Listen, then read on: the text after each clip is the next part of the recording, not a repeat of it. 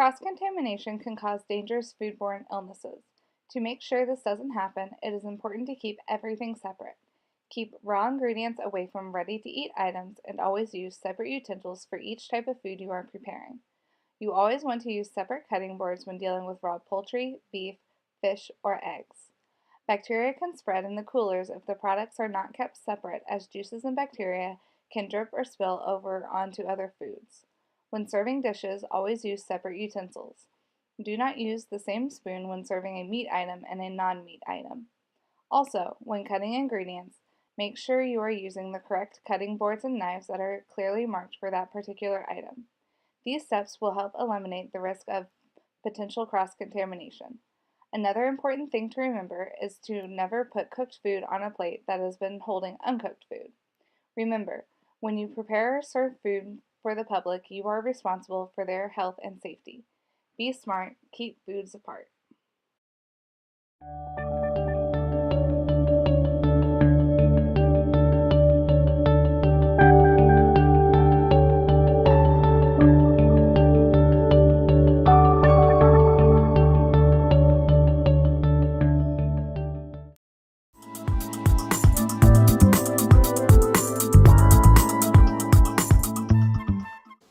This picture is a perfect example of how you should dress when entering the kitchen.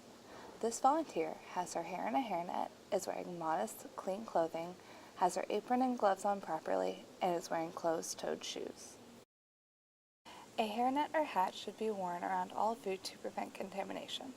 Also, avoid wearing hair accessories that could fall out and become physical contaminants. A clean apron and clothing are very important in keeping your prep and cooking area free of contaminations. Always be sure your clothes are free of lint and pet dander before putting on your apron. Be sure your apron is free of tears and loose strings that could dip into the food, and change it as soon as it becomes excessively dirty. Lastly, avoid wearing jewelry while handling food. These items could fall off and become a physical contaminant. Even if you are able to retrieve the jewelry, the entire batch of food will have to be discarded.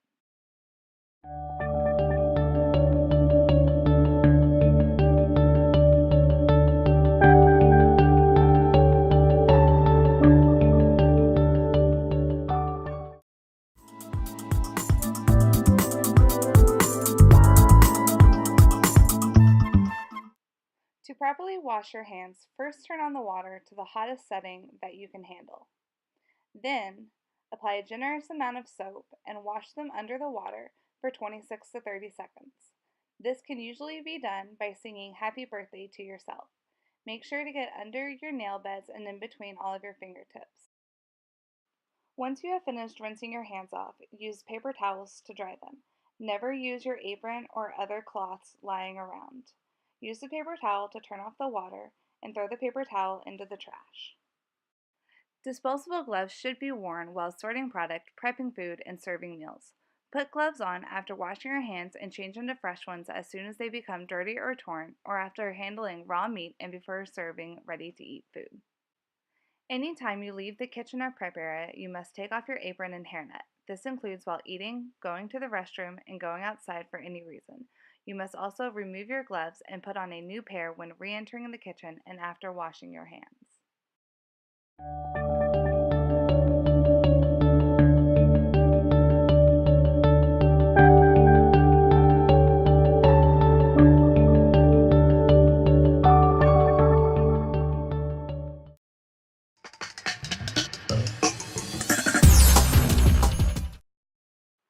To wash dishes, simply thoroughly rinse them in the sink area and place them in the appropriate rack. Slide the full rack into the dish machine and pull down the lever. Remember, the dish machine is more of a sanitizer than a washer, so be sure to rinse off all stuck-on foods. Once the dishes are dry, simply place them in their appropriate spots.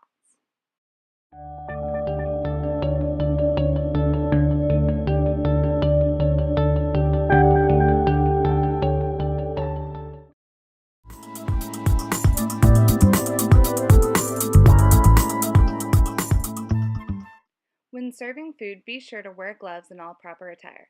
Keep the tongs and the spoons in their appropriate food items to prevent contamination, and when putting down the utensils, make sure the handle is above the rim of the container. Hold the dish you are serving by the bottom or the edge as to not touch the food on the plate. Lastly, do not refill dirty plates. The drink station is located in the back of the eating area. Before service, fill a container of ice to put on the table, bring out any drinks that are to be served for that meal, and place 2 racks of clean cups on the counter. Carry and place the cups in the rack to avoid them touching the counter, and do not stack the racks when carrying them.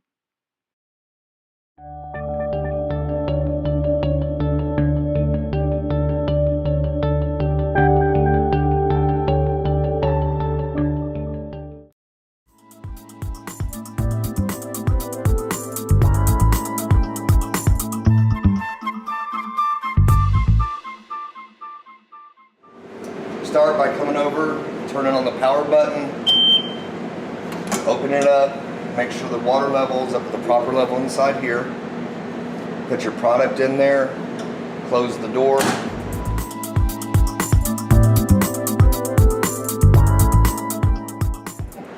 This is a steam table where it holds our food at the proper serving temperatures. We have 5 different steam wells. Temperature controls are below. Right in the middle is a good temperature. We'll hold your temperature at 145 to 160 degrees, which is critical for serving. Always make sure your water levels are proper. There's always water in it. If you add water to 1, they will self-level out through the 5. And once again, it holds the serving food at a proper temperature, not used for cooking, just for serving.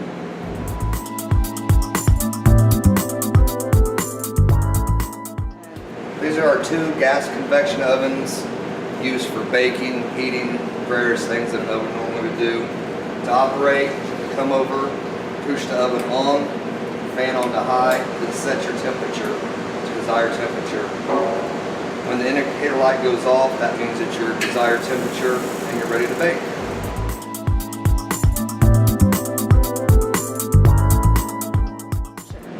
This is a gas jacketed kettle powered by gas. Simple as turning on, adjusting your temperature, used to heat soups, gravies, things like that. More to heat, not so much to cook. Safety feature, pull this out to tip forward to empty. Once it goes all the way down, it'll lock. Once again, push down, pull out, and it'll come back up.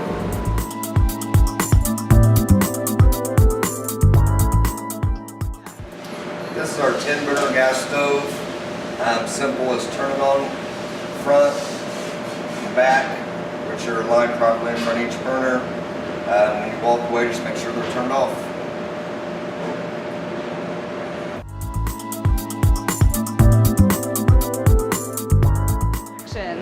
This is our tilt skillet, which is exactly what it sounds like, a big skillet for cooking, boiling, frying in, that actually tilts for easy transfer the food into our food service pans. Over on the right hand side over here is a temperature control and a timer, and these guys are going to demonstrate how it works.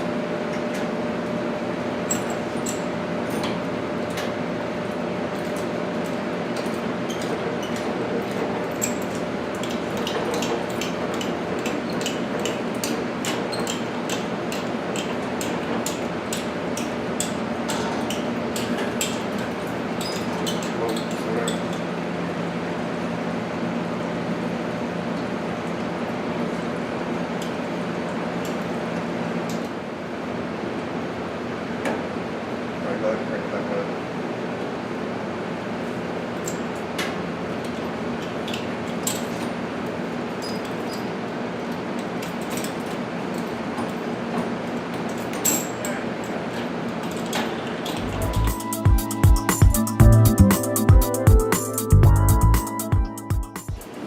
This is our exhaust hood controls. We have lights and the fans. Both of them must be on before any equipment is used, and when finished, simply turn them off.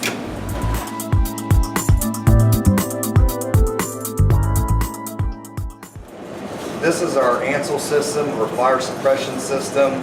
If you have a fire around any of the kitchen equipment that's not easily contained, you need to come over and do exactly what it says, pull, and that will put the fire out.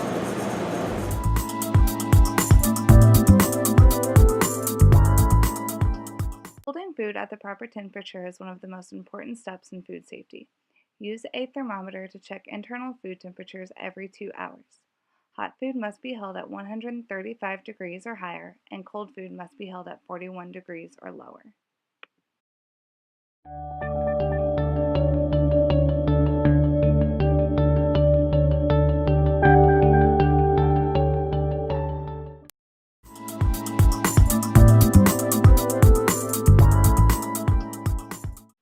To properly store food, put the leftover food in its proper container and wrap it in plastic wrap. You must date all food with a day's date and sign your initials on the top. Then you can place it in its proper storage area. All leftover food has a shelf life of 3 days, and once it has been reheated, it cannot be stored again. Remember, first in, first out.